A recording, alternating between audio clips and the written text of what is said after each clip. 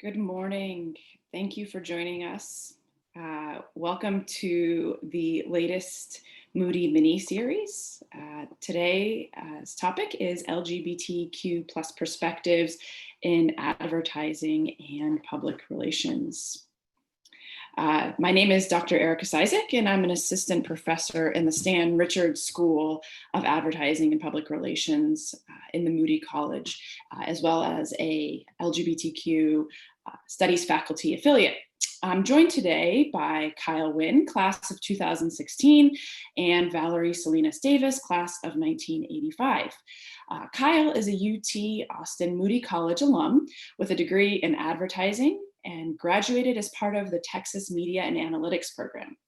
Kyle is born and raised here in Austin and identifies as gay and uses pronouns he and him. He has led initiatives for diversity, equity, and inclusion at GSD&M and LQ Digital, and has guided his clients in Pride and Black Lives Matter events to inform their digital advertising strategy and ensure sincerity.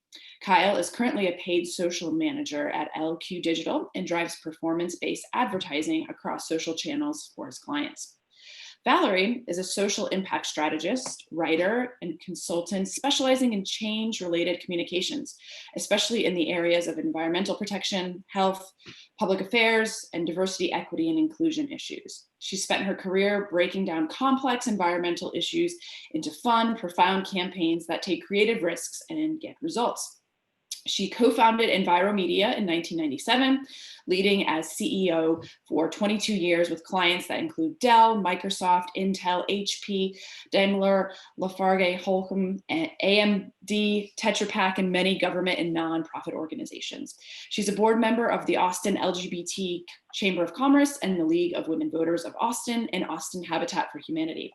She received a bachelor's of journalism in public relations from University of Texas, and she'll be teaching a class at the Stan Richards School of Advertising and Public Relations this fall. So welcome to you all, and thank you for joining the conversation this morning.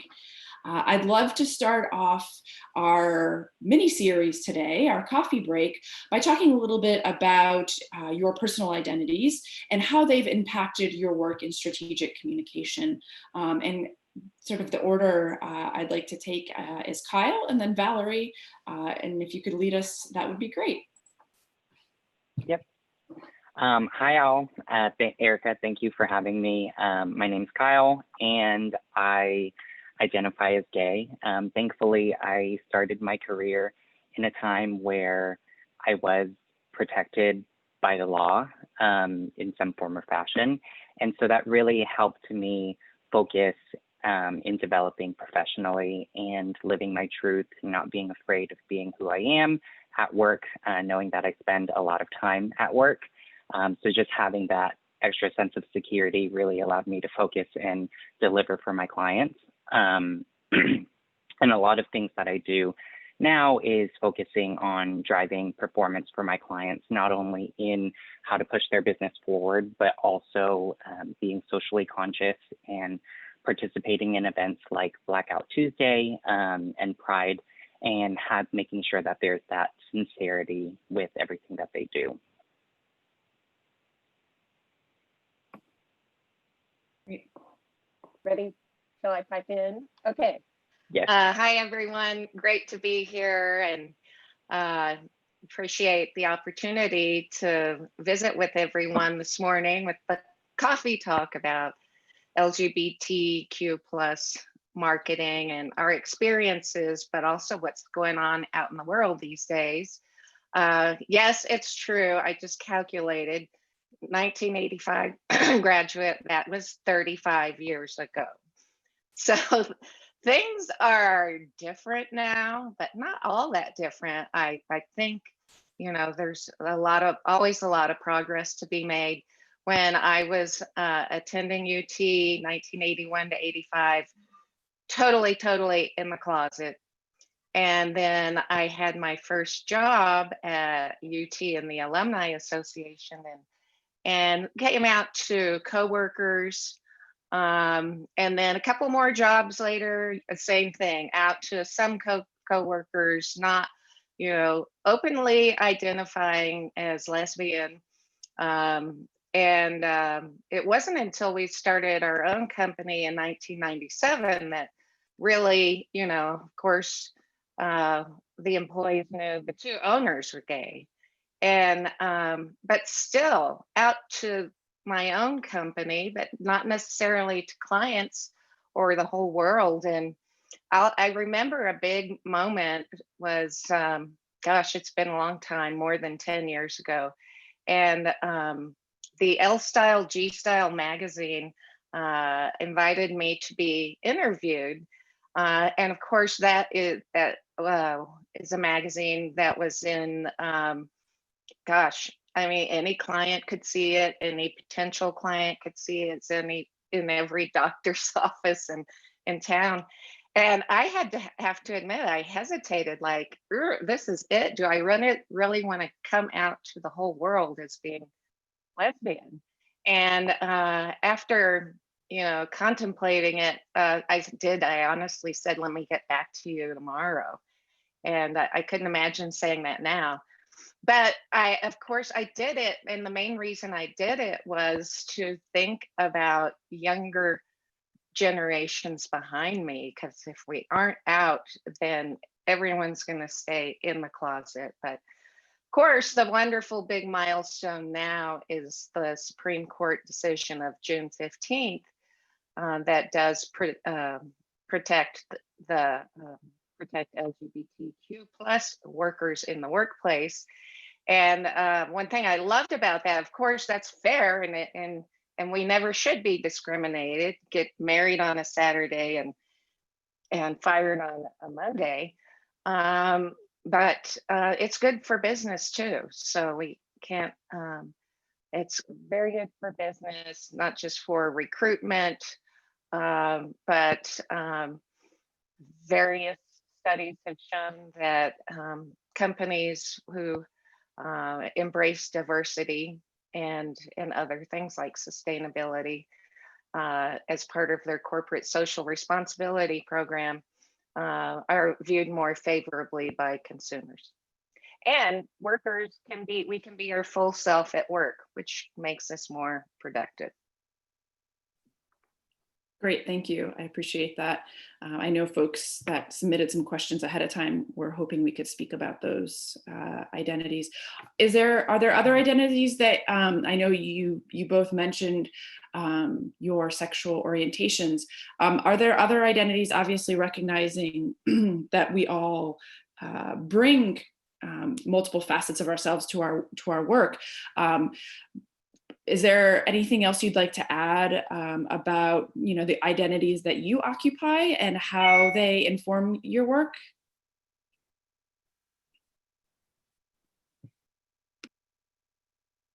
I'll jump in. I am on the board of the Austin LGBT Chamber of Commerce. And so I do not, because I'm part of the LGBTQ plus community, I mean, that's not what I write about. It is part of the social impact strategy work I do. And mostly that has been in the last few years on really a pro bono volunteer basis, like joining the board of the Austin LGBT Chamber. So for me, it has really been on a voluntary basis, working on diversity, equity, and inclusion. But it has been nice to formalize my relationship with the LGBT business community by working with them in a volunteer and board capacity. I know we have a long way to go with our advertising and PR agency communities do we can talk about that later, a pretty good job of marketing their clients, perhaps. I would sure like to see more of it. But how much are they doing are our agencies doing with their own DEI policies and knitting them into everything that they do as an agency? uh, consistently. So I think we as an industry have a long way to go, perhaps with our own agency world and not just helping our clients with that as well. But again, in my case, it's really been, on a volunteer, passionate case.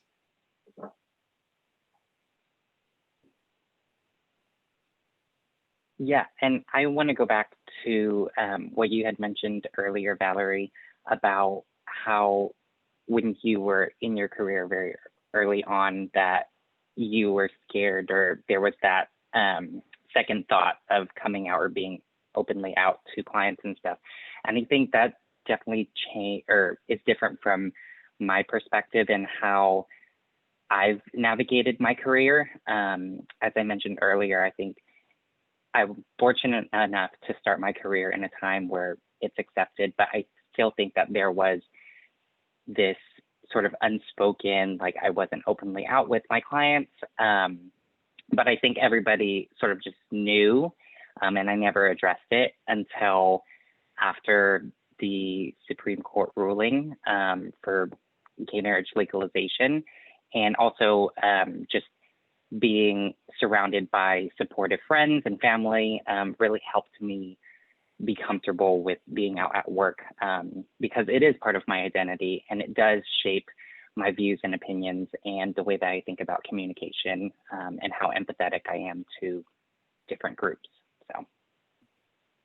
Great, thanks. I appreciate you addressing that. I wanted to sort of also chime in a little bit. I know my experiences are a little bit different because I occupy sort of the academic spaces where, I'm in front of the classroom. But I did also work in industry prior to academia. But one of the things I've sort of noticed is that folks might not have a problem with, who I have as a spouse, but I vividly remember navigating life in Texas in the midst of the bathroom sort of conversations that were happening around, for example, the Houston Equal Rights Ordinance and the ways in which my gender identity and my gender presentation sort of made some people, maybe made some students, made some staff or faculty uncomfortable. So I want to make sure that, because it's a conversation about LGBTQ sort of identities and strategic communication, we also sort of make space for thinking about the ways in which these conversations around gender are also being played out in the advertising and PR spaces as well. And we can sort of think about that in the next sort of series of questions, because I think we're sort of moving in new and interesting and different intersectional spaces as it relates to identities and advertising and PR. So today is June 30th. June has come and gone. We've had an iteration of Pride Month. And so I want to ask you both, now what? What sort of work do you hope that brands and organizations engage with after June and after Pride Month? Maybe you can start us off, Kyle. Yeah. I think that I hinted at it earlier, but that sense of sincerity in what message they're putting out there. I think that the support is great vocally, but I think in the world and in the age of internet and receipts and Karens, that it's very easy for companies to fall into this trap of vocalizing that they're in support of a certain movement or certain ideals, and they don't follow through. And so what I'd like to see is, even if brands are neutral and they don't actively speak out for or against a certain topic, what things are they doing internally and what initiatives are they implementing to push forward that influence? And also, what influence do they have within their local communities if they're a smaller company to help shape that legislation in favor of more inclusive ideas? So I think to sum that up, just the action behind those words and ensuring that it's ingrained within the company's values, because if it's not, then we will find out. and consumers are happy to find that out. Yeah.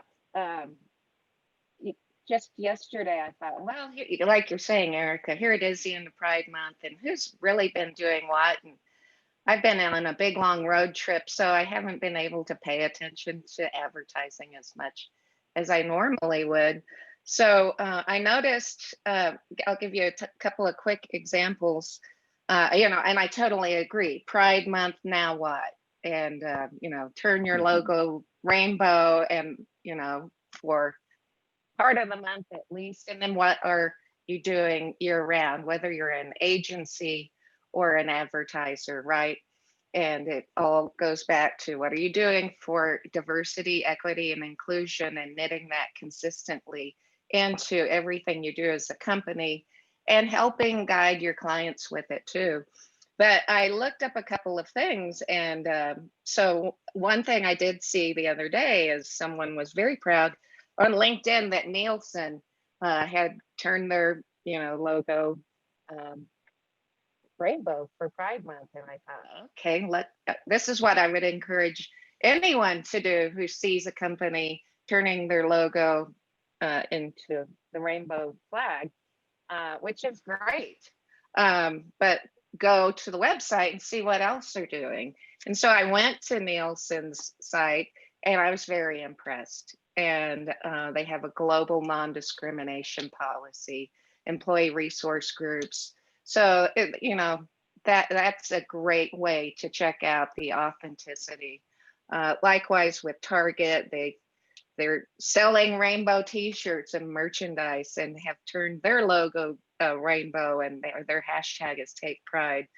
But, they've given $100,000 to the acronym GLSEN, Gay and Lesbian and Straight Education Network. So founded many years ago. So putting their money where their mouth is. And so I think that's so important, is to just go and check. It's just, on the sustainability side, the perfect analogy I think is, Earth Day, turn your logo green, put a leaf on it, do something out on Earth Day, and then nothing the rest of the year. So yeah, absolutely. Consistency.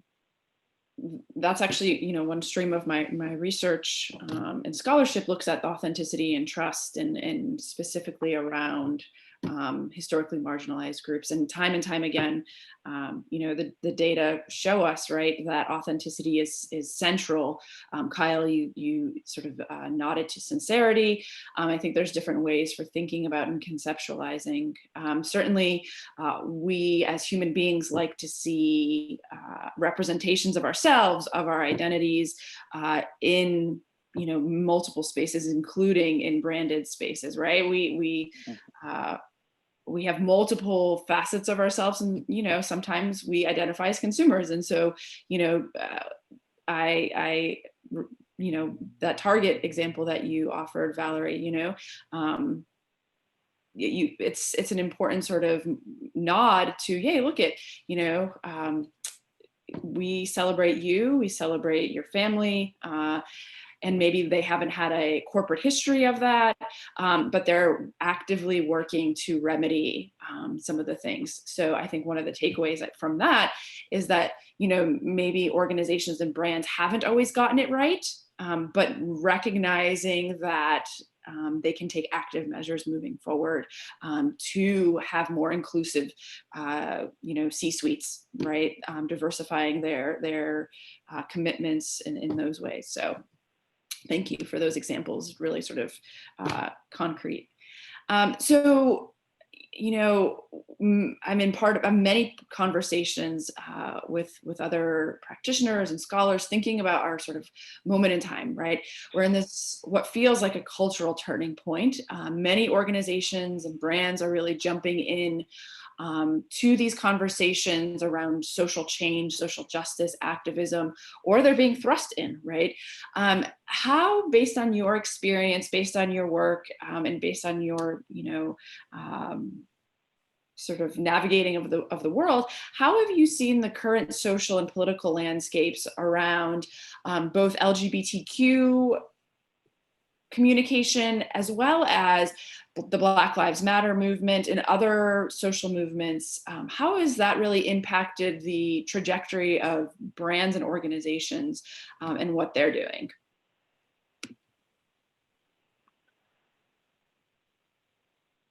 I'll jump in. I'm glad you mentioned Black Lives Matter. That all, really crescendoed in the middle of our pandemic, which we're still very deep into. So already it's just a strange new world we're living in, and it'll never be the same again. And the George Floyd incident and other police brutality incidents long before that have culminated at the same time, as we all know. And so, for example, with Austin Chamber, we knew that we're LGBT chamber, but we have to make a statement about what's going on with police brutality, not just with Black Lives Matter, LGBT Lives Matter. Unfortunately, some issues, particularly one in Florida where trans person was murdered by police. And so I'll tell you a quick story. Our board chair had written the letter and the statement, and the executive director and I were reviewing his letter with this statement about Black Lives Matter and what's going on. And he thought, oh boy, this is way too personal. This is way too personal. We're, Association of Businesses, a chamber of businesses. And I slept on that one overnight. And the next day I said, you know what, let's just tweak a couple of little things, but we need to embrace your anger. So this, we all felt, was a moment to embrace anger in the workplace. Of course, do it in a very professional manner, but this was almost a first for me where, wow, now's the time to embrace the anger productively. And so I do think it is really horrible, so much that's going on, but at the same time, these are catalysts for change in a positive way and bringing us all together. And to use an old cliche, the rising tides floats all boats. And so I think a lot of synergy and momentum is building, and we need to harness that and use that, because anger is energy, right? And harness that energy and keep that momentum beyond the pandemic, beyond changes in criminal justice, and beyond Pride Month. Yeah, and I think that with everything happening, the pandemic, the Black Lives Matter movement, as well as happening around the time of Pride, I think that it's a perfect example where, to your point, Valerie, rising tides lift all boats. Like, why can't we be better together? And I have a quick story about a friend on social media she's a Black friend, and I've known her since middle school. And she posted addressing her fellow Black peers, what would you choose, your skin color or your sexuality? Essentially, what would you choose to support if you had to choose one? And a lot of people in the comments were like, oh, I would choose to support Black Lives Matter because I can't change my skin color. And someone else brought up a point, well, I'm Black and I'm gay, and why do I have to choose either? Because I can't change my skin color, but I also can't change who I love. And that really resonated with me, because if there's already so much divide in the world, and having that further division within oppressed communities, is that really a productive use of our time? I think there's a fine line between having your collective efforts push the needle forward, but also having too many viewpoints and kind of muddying the waters. So I think that there is that balance. And if we understand that the ultimate goal is for there to be fairness and equity and equality in just the way that people view us and the opportunities that we're given. If we recognize that, then we can push ourselves forward. And I think with the LGBTQ community, we had that sort of movement in the 70s, and now we're able to be better. So why can't we help our fellow sisters and brothers to be better as well? I appreciate you sort of anchoring, both Valerie and Kyle anchoring. I hear this echoed on my own social media threads, but this idea that the first Pride was a riot, right? And the particular ways in which the history of particular social movements and social groups shape and frame how we understand these groups. And so certainly, many folks know the Stonewall 1969 riots, but what becomes erased is the fact that many Black and Brown queer individuals, those most marginalized, were at the forefront of these riots, at the forefront of happenings prior to even Stonewall, right? 1959, in the 1950s, 1960s. And so thinking about the ways in which histories are we telling about our communities, whose voices are we including and whose voices are we not including? And I think this is an opportunity for us as communicators, us as educators, us as members of the LGBT community to really ask, whose stories are we telling, whose voices are we elevating, and then whose experiences get left behind, right? And I think what we're seeing in this particular moment is sort of the coming together of intersectional politics.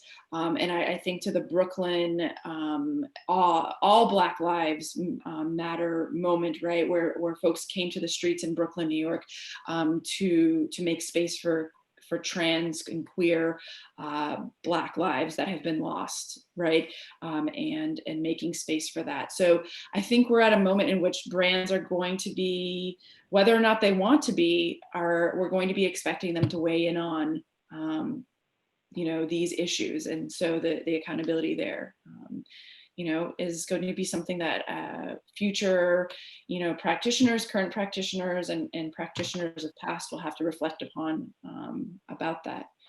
I'm hoping you can sort of think about and reflect a little bit as sort of our last question, this new sort of path forward or ways forward. So we've talked a lot today about LGBTQ issues and social movements and various identities, but how do you both suggest we help usher in a new wave of diversity in advertising and public relations around identity? What calls to action do you have for predominantly sort of white, cisgendered, heteronormative sort of agency owners and employees and conglomerates that control these spaces historically? What can you leave us with in terms of calls to action? Well, I'll jump in first. I think, and this is a wonderful conversation brought to us by the Moody College of Communication, right? And there's so many interesting paths of study within our college.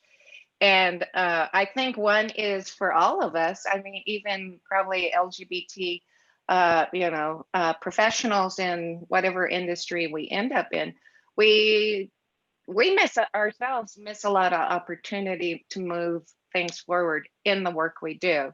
And that goes back to, again, like, just the rainbow flag is so important. It's an icon, but that cannot be the foundation of everything we do. That should be, a little anchor somewhere that we fly very, very much in June. But I saw a study by Glad and Procter and Gamble, and it was from last year, and it said 48% of non-LGBT people became more accepting of gay and lesbian people over the past few years because of their representation in media.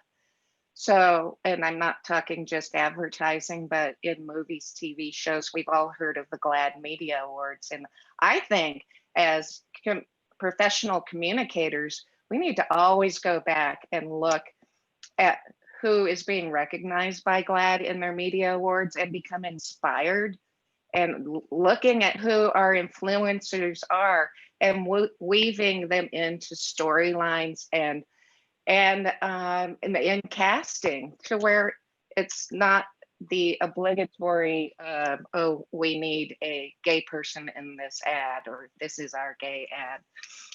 76% said they were comfortable seeing LGBT characters in film. And just for note, 52% said they saw LGBT in ads. So I think I challenge our own industry in communication and film, wherever we work, to think of these opportunities and to integrate them into whatever we do whenever we can. Because I do think, you know, some of you mentioned the bathroom bill when you got here, Erica, and I think that is that's the silent majority, who are, or no, the vocal minority, who really are, you know, the source of so much ugliness, and that based on, you know, how we feel in our lives and research stats like this, we have extremely fertile ground to change more, and in subtle ways, or, you know, in drag, however we want to be. Yeah, I think I'll leave everyone with this one call to action, which would be to check yourself, check and recognize your own perspectives and how you've navigated the world, and how that might be different from somebody else's experience, even if you're part of the same community. And if it's uncomfortable, then that's okay. It should be uncomfortable, because I think there hasn't been a lot of conversation, at least internally, like within your own household or within your loved ones, because I think now is the time that people are really being vocal about it. And if you check yourself, understand where you're coming from, how your experiences have shaped you, and just recognize that there are different perspectives and they're just as valid as yours. And I'll contribute one thing as well. I like to think about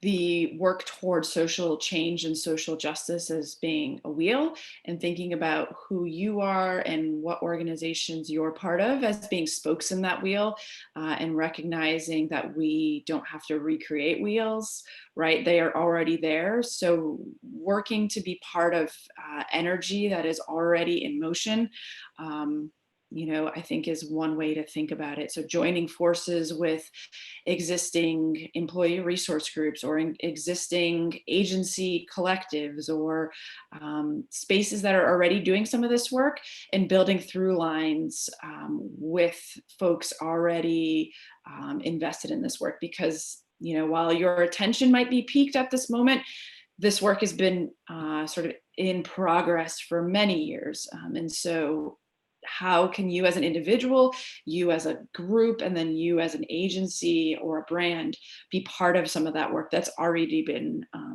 you know, the groundwork has already been laid. So, well, I want to thank you both for taking time to have coffee this morning. I don't have my mug with me, but thank you for sharing your perspectives, and sharing your time and your energy with the Moody community. Yeah, we are very thankful for the opportunity to share this session with everyone. Yeah. Thank you. Thank you for having me. Yes, wonderful. Thank you.